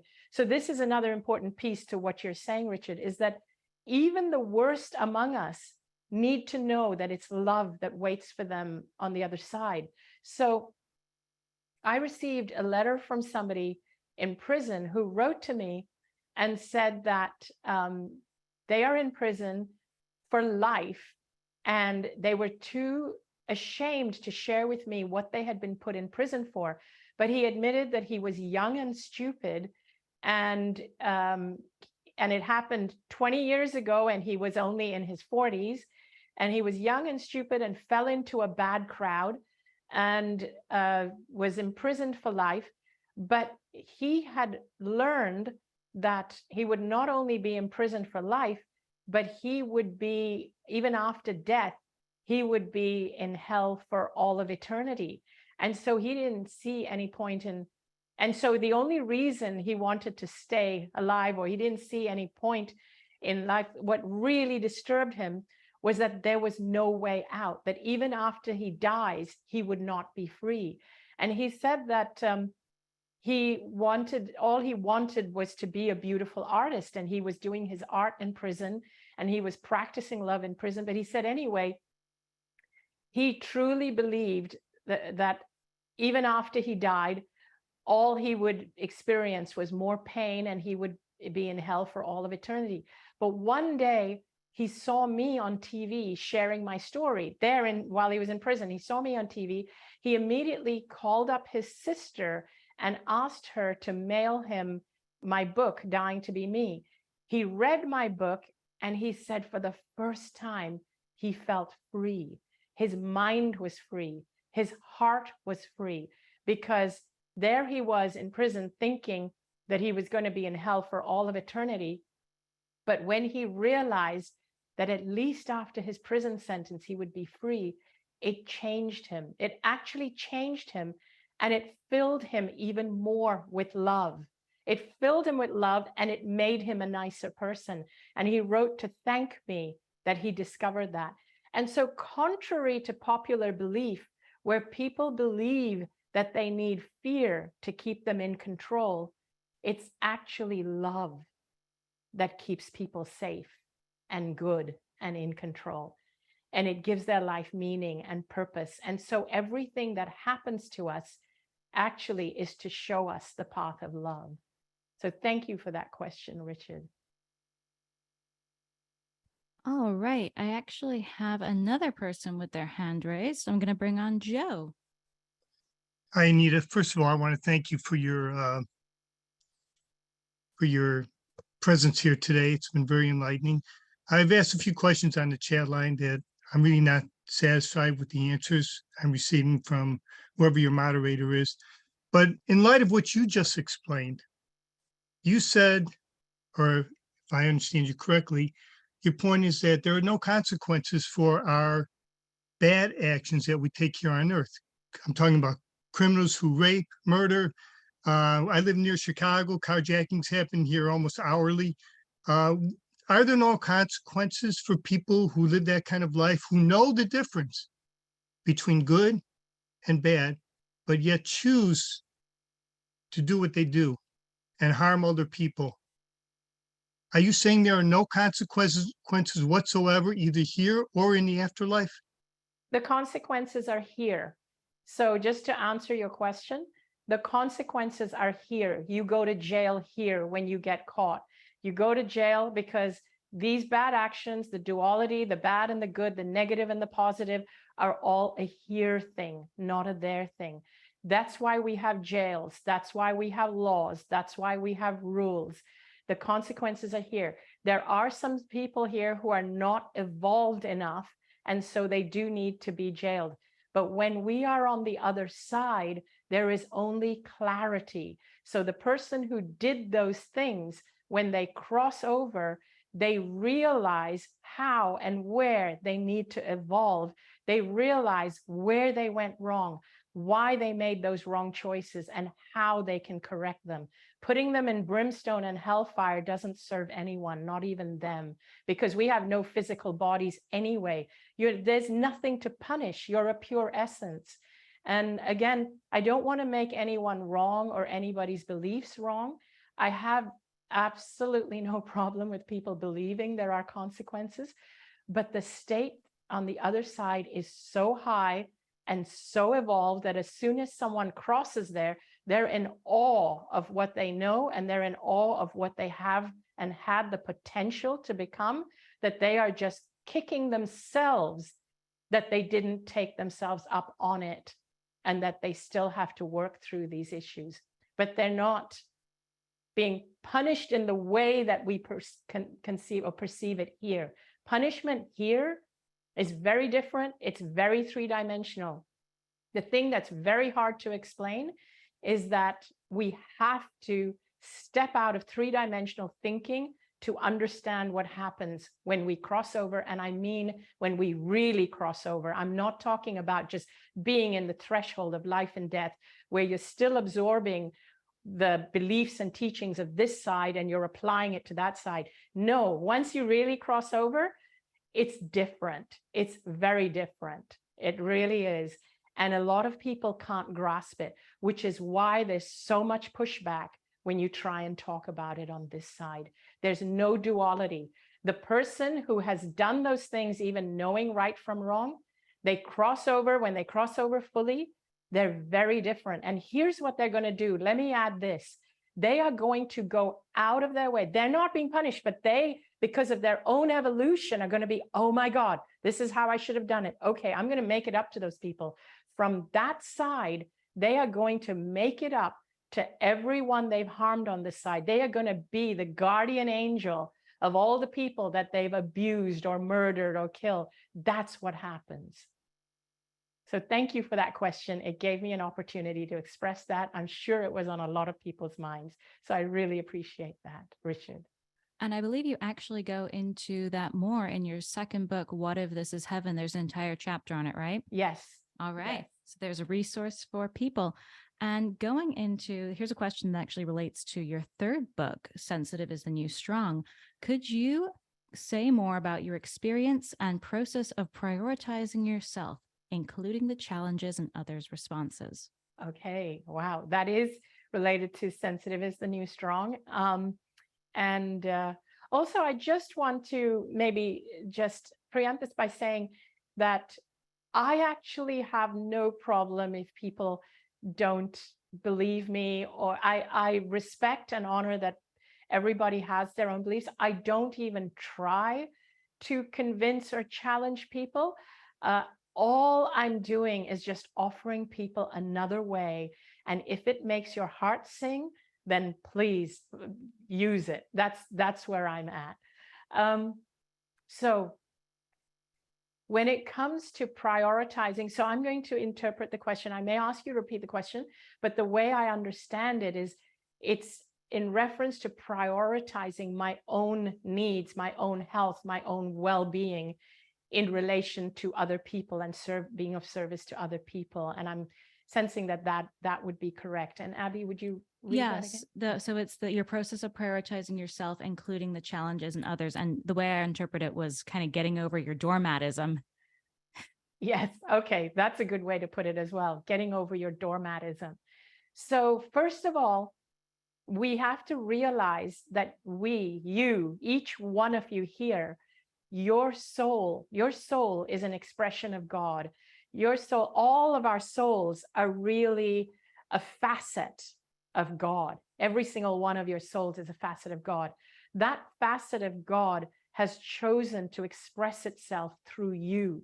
So when you deny, when you don't prioritize yourself, when you repress yourself, when you deny yourself, when you tell yourself that you're not important and you don't matter and other people matter more than you and you are nothing, and you beat yourself up and you treat yourself like you're a doormat, what you are doing is you are devaluing an expression of God. You are devaluing that facet of God that is expressing itself through you. You are trotting on and treating like a doormat that facet of God that has chosen to express itself through you.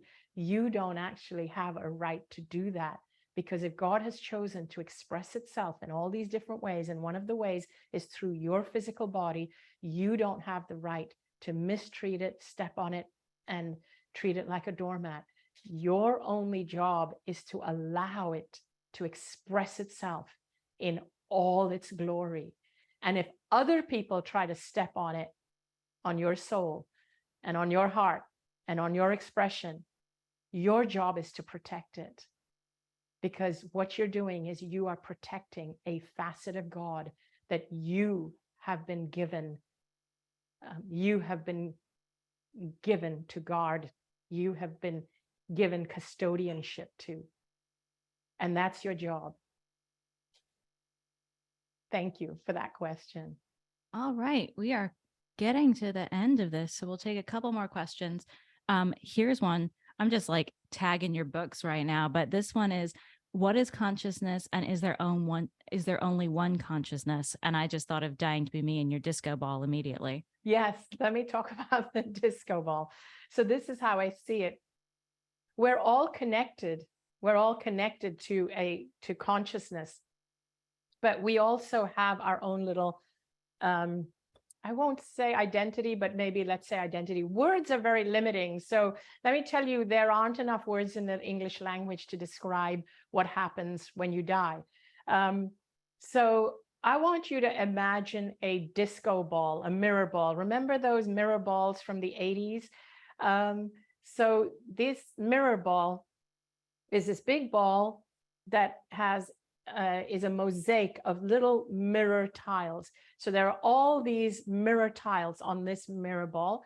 And then when there's light refracted on it, you see all these little specks of light on the walls.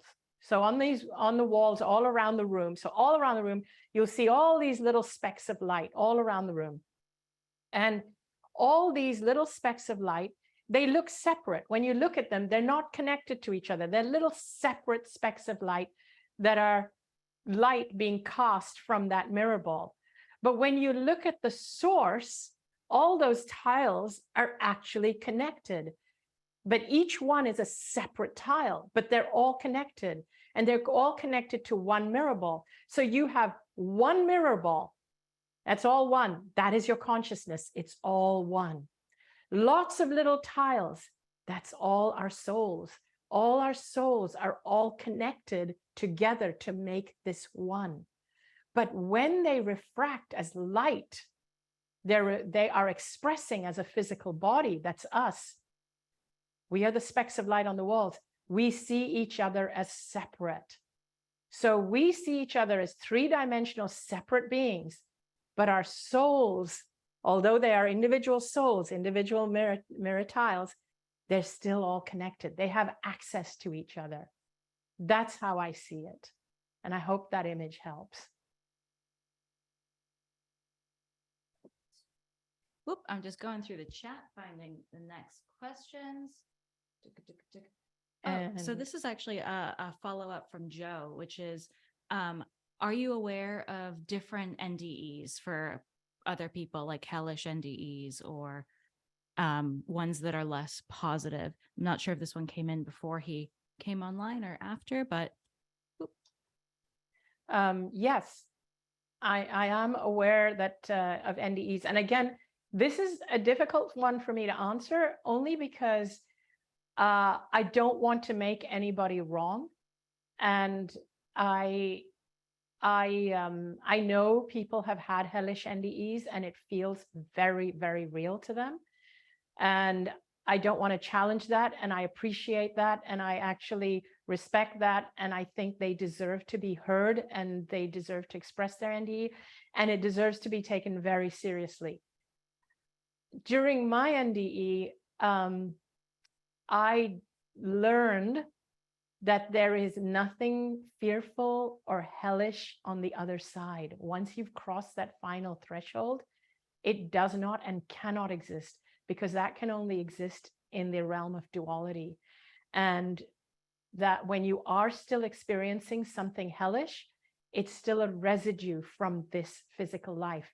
It means the conditioning has been so deep.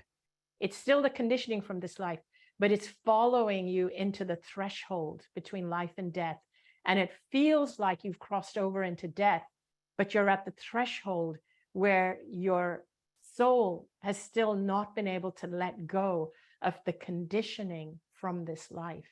But your deceased loved ones come in and they're constantly trying to literally prize you away from that conditioning, because in the final moments into deep death, what actually happens is you get prized away from all of that.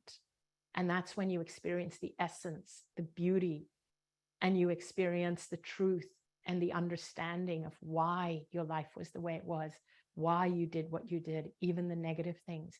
And you understand how you could have done it differently. You understand that even from that side, you get to change it by helping the people you hurt most. It's in those, it's when you finally actually do cross over, you get those answers. And again, I don't want to make anyone wrong.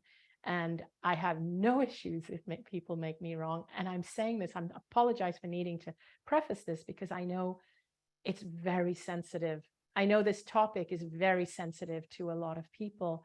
And I am so conscious of coming back and not instilling more fear and doubt and divisiveness.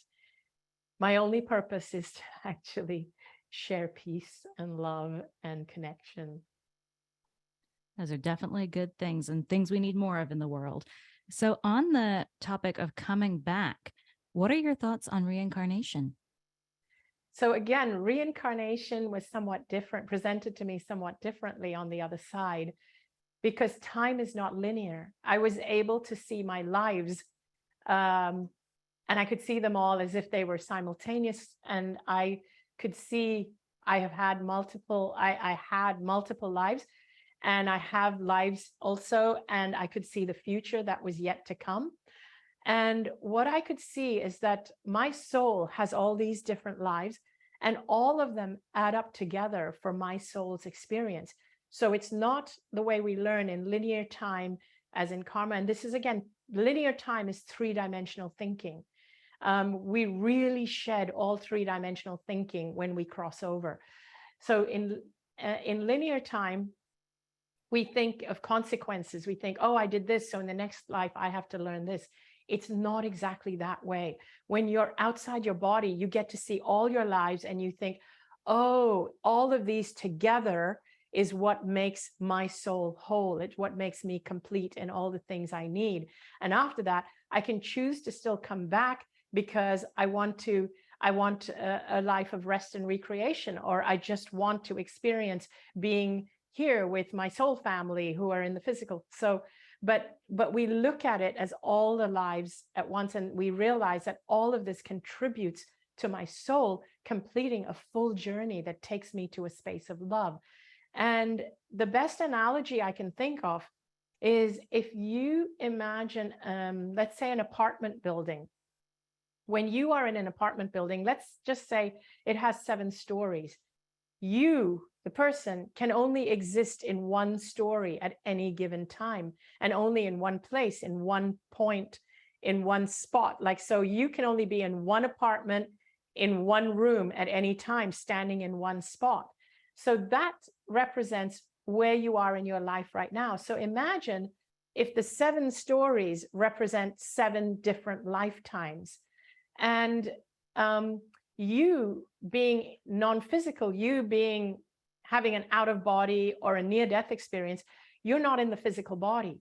So when you're back here outside of your body, where you are is you're at a space where you can see the whole apartment building.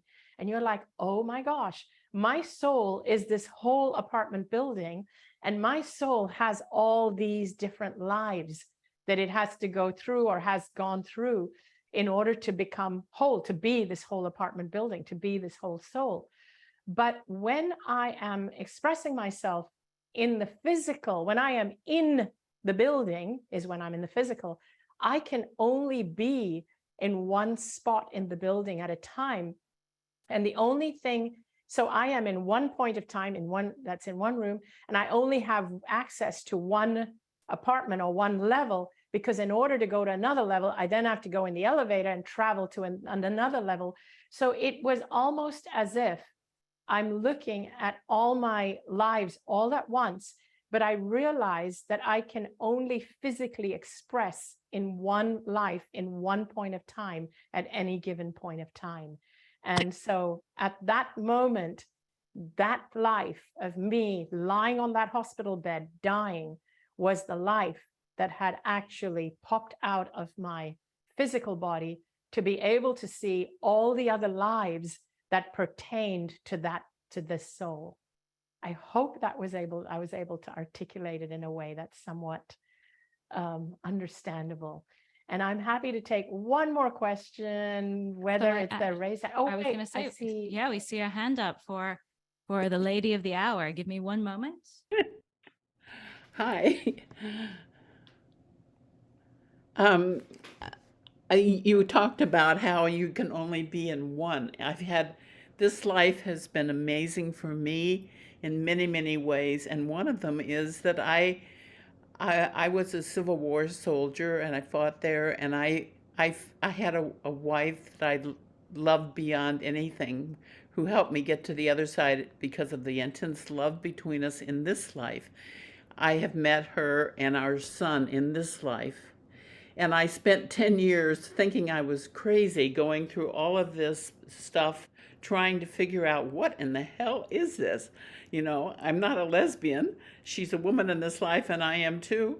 It doesn't fit, nothing. It didn't fit in my life, and I went through 10 years of craziness before I learned enough and absorbed enough and had it all kind of come together.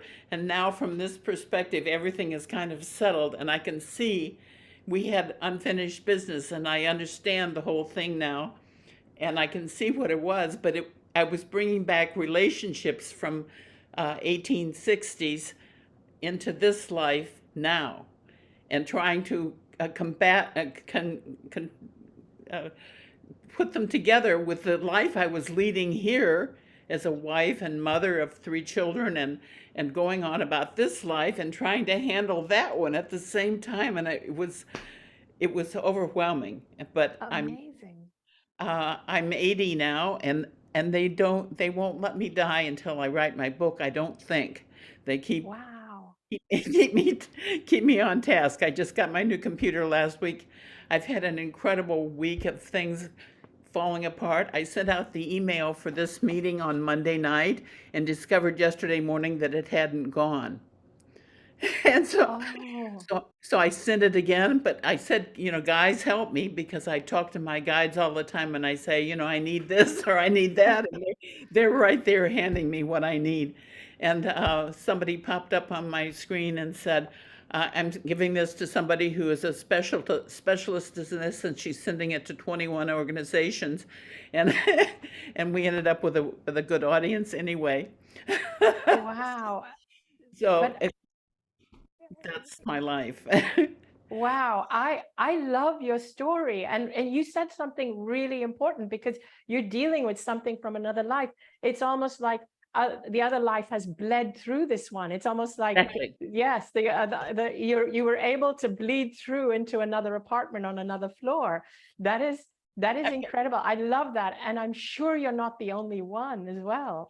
I am too, and I'm sure people are just as perplexed as I was when it happened. I mean, I at first thought I was going nuts. I had no understanding, but the love was so intense, and it's beyond anything I can describe. And when I compared that love with the love I had with to God, and it was the same, and I had no understanding of that, so I tried to suppress it and push it down, and it didn't go. I couldn't understand what was happening, and it was a long. I had another bleed through too, and I was a Tibetan Buddhist monk, and in this lifetime, Chicago IANDS supports the work of the Shanti Foundation, which is led by Pam Whitworth in Colorado, and we support children in Yeah. Nepal, children in Nepal who need help, who are poor children. We pay for their education and their schooling. At the moment, we have one. We've had 4 or 5 over the last 15 years that we've supported, and we just got 2 lovely girls who graduated from nursing school, identical twins, who would have had nothing, had this organization not been there to help them. We pay for the hospice, clothes, books, schooling, everything. So, but That's I remember being a little boy in Tibet many, many years ago, who lived in a family with many too many children to feed, and I was always hungry. And when I got to be about 10, I discovered that there was something I can do to help this. And I left home and I walked 30 miles up a mountain and joined a monastery and spent my whole life in meditation. So when I first meditated in this lifetime, I went directly to the light, yeah. and and and, That's and my life changed, and that's how Chicago IANDS began. So wow. You are doing beautiful work, and you're not done yet. Beautiful work. You're here for a while. It's amazing. You're really, yeah, you're an emissary of light. And yes, these bleed throughs happen. And the thing to watch out for, and this is for everybody, is when there are people like, for me, I know that Wayne Dyer knew me. We had some kind of connection beforehand for him to really do what he did. I know I knew my husband, Danny. He's from another life. And there have been so many people along the way for me who have I've made connections with, that I know are from other lives. So this is something that's happening. And once you open your mind to that, you will really see it and you'll open up to it, and then it unravels. So it's really, I'm so glad you just opened that door in this conversation. it's And all about listening and trusting. it really is all about listening and trusting. Trust. And Listen thank you. and trust. I am so grateful for you. And I just wanted to mention one other thing that, we spoke a lot about, like, you do so much good work, in terms of helping the people in Nepal, and it's all pure service oriented. I wanted to just mention that people who have had NDEs and people who are into this subject, people who are really drawn to spiritual teachings, like basically all of you who are tuned in here, you're all service oriented. What I want to remind you is, take care of yourself. Service oriented people have a tendency to be doormats. And that's what I was. And that's, again, something that touches on a question that came up, Abby, a little while ago from someone about not being about caring for self versus being a doormat. So service-oriented people tend to be doormats and tend to allow other people to exploit them and take advantage of them. This is where I mean that in order to really serve the world, if you are service-oriented, you have to work at putting yourself first, because the world needs you. The world needs you to be here longer, live longer, and the world needs people like you. And the more you take care of yourself, because your natural, your innate personality is one of service orientation, you don't have to focus on service. Your presence in this world alone will be of service to the world. So your job is to focus on keeping yourself happy, healthy, alive, and high vibe, so that the people on the other side can communicate with you. Remember high vibe, because when you're high vibe, it's easier for them to communicate with you. So that's really what I want everybody to know. Thank you so much. That is the most important message we could possibly have. And I feel so blessed and so grateful, and I thank you so much for coming. Thank you for inviting me. I loved sharing this. This is my life's work. Yes, me too. And next month we have an incredible, wonderful lady, Dr. Sally Littleton. Please join us and meet Sally. And we'll see you all next month. Please come. We miss you when you're not here. Thank you, Diane. Thank you, Anita, and everybody. This was wonderful. This is just what we needed.